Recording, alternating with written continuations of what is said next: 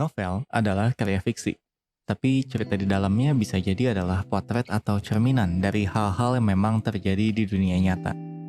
Beberapa waktu yang lalu saya selesai baca novel yang mencerminkan budaya yang umum kita temui di berbagai negara, termasuk di Indonesia. Novel ini judulnya 86 karya Oki Madasari yang bercerita tentang budaya korupsi di Indonesia.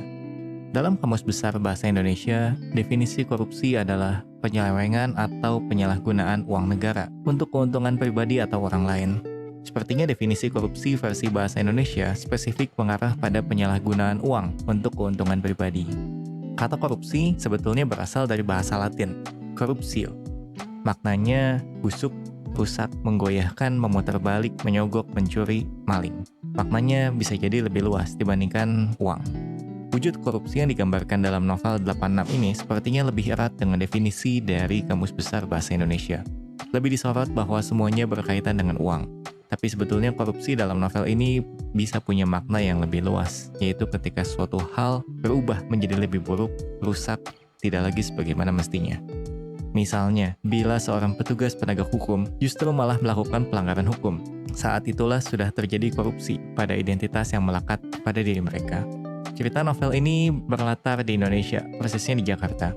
Tidak disebutkan kapan persisnya pada tahun berapa cerita ini terjadi, tapi mungkin pada tahun yang sama dengan tahun terbit buku ini, ya sekitar 10 tahun setelah reformasi di Indonesia. Tokoh utama novel ini adalah Arimbi, seorang juru ketik atau staf panitera di kantor pengadilan. Pada awal cerita dia digambarkan sebagai orang yang polos dan lugu. Bahkan dia terkesan tidak terlalu paham lingkungan pekerjaannya sendiri. Dia berasal dari kampung dan setelah lulus kuliah dia melamar jadi pegawai negeri. Dalam cerita ini, kebetulan dia berhasil lolos tanpa uang sogokan. Selama 4 tahun pertama dia bekerja di pengadilan tersebut, dia betul-betul hanya melakukan tugas sesuai dengan jabatannya saja, yaitu hanya sebagai juru ketik. Meski demikian, kedua orang tua Arimbi di kampung sangat bangga terhadap anaknya, karena anaknya berhasil menjadi pekerja kantoran di Jakarta. Pada bagian kedua cerita ini, Arimbi sudah mulai terlibat dalam perilaku korupsi. Awal mulanya ketika dia dikasih AC, ketika membantu proses administrasi kasus yang sedang berjalan. Lama-lama dia bukan cuma kecipratan hadiah, tapi juga aktif meminta bagian. Dia mulai membandingkan dirinya dengan rekan kerjanya yang nampak sudah lebih sejahtera. Terutama kalau dia melihat bosnya sendiri. Dia tidak ingin ketinggalan.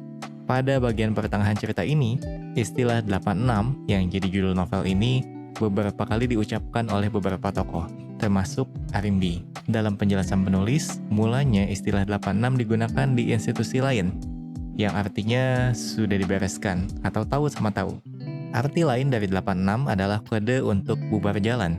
Tapi ketika istilah 86 digunakan oleh Arimbi, maknanya sudah dikorupsi, menjadi tanda bahwa berbagai masalah dapat diselesaikan dengan menggunakan uang.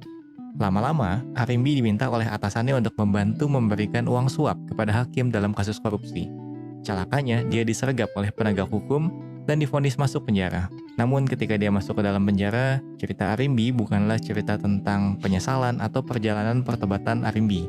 Lembaga pemasyarakatan atau lapas yang diharapkan dapat merehabilitasi pelaku kejahatan sudah sedemikian korupnya, sehingga malah menjadi tempat seseorang menjadi semakin terjerumus dalam kejahatan. Pada babak ketiga dari novel ini, Arimbi kemudian menjadi pengedar narkoba. Dia dikenalkan dengan seorang bandar narkoba yang justru malah lebih senang ada di dalam penjara. Sebab di dalam penjara semuanya sudah tahu sama tahu atau 86. Asalkan ada uang, semua masalah beres. Kalau bandar narkoba tersebut ada di luar penjara, dia malah harus sembunyi-sembunyi melakukan aktivitasnya. Untuk mendapatkan uang dari narkoba, Arimbi melibatkan suaminya untuk menjadi kurir. Pada titik ini, Arimbi bukan lagi hanya individu pelaku korupsi, tapi bahkan sudah menjadi orang yang mengkorupsi orang lain. Suami Arimbi yang awalnya digambarkan sebagai tokoh yang jujur dan mau kerja keras, sekarang berubah menjadi orang yang bahkan berani menawarkan narkoba pada anak SMA. Saya punya beberapa tanggapan mengenai perilaku tokoh-tokoh di novel ini.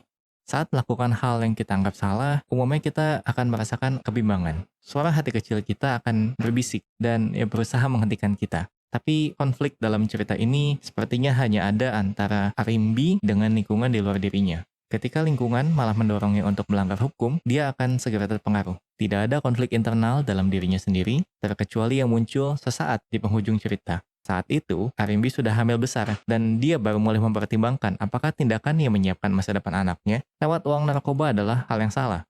Arimbi adalah tokoh yang tidak punya pendirian. Lebih banyak diombang-ambing oleh situasi di sekitar dirinya. Entah karena alasan butuh uang untuk pengobatan ibunya, buat kebutuhan suaminya untuk membesarkan anaknya, dan seterusnya. Novel ini juga agak tipis, jadi tidak banyak menjelaskan tentang latar belakang Arimbi. Kita tidak pernah tahu Arimbi dibesarkan dalam lingkungan keluarga seperti apa, meskipun dalam beberapa interaksi Arimbi dengan orang tuanya, mereka digambarkan sebagai orang tua yang sederhana dan juga cukup konservatif. Jadi cukup membuat bingung juga, dari manakah dorongan keserakahan ini timbul? Apakah utamanya karena dia mulai membanding-bandingkan dirinya dengan orang-orang di kantornya? Orang tuanya pun sempat membandingkan Arimbi dengan teman-teman yang ada di kampung. Arimbi juga jarang memikirkan konsekuensi dari tindakan yang ia lakukan. Bahkan setelah dia terlibat bisnis narkoba, penulis menceritakan bahwa Arimbi belum banyak menabung. Uangnya seringkali habis untuk membeli apapun yang sedang dia inginkan pada saat itu. Sebagai orang yang bekerja di institusi hukum, Arimbi juga tidak memikirkan dampak dari tindakannya bagi lembaga tempat dia bekerja. Kepalanya hanya diisi oleh orang-orang terdekatnya saja. Dunianya cenderung terbatas. Orang tuanya, suaminya, atau anaknya saja. Sifat-sifat inilah yang membuat perjalanan karakternya terasa kurang menarik dalam novel ini, karena tidak ada proses perubahan yang dijalani dengan sadar. Arimbi sebagai tokoh utama hanya terjerumus, terpeleset, dan tergelincir semakin dalam ke jurang kejahatan. Semuanya lagi-lagi karena pengaruh lingkungannya. Hingga akhir cerita, dia tidak pernah ketemu dengan tokoh yang cukup kuat untuk membuatnya berubah arah menjadi lebih baik. Nama Arimbi sebelumnya juga ada dalam kisah wayang Mahabharata. Dalam kisah tersebut, Arimbi adalah ibu dari Gatotkaca. Tadinya saya sempat pikir, apakah mungkin ada makna tertentu dari pemilihan nama ini? Tapi nampaknya tidak dimaksudkan seperti itu oleh penulisnya.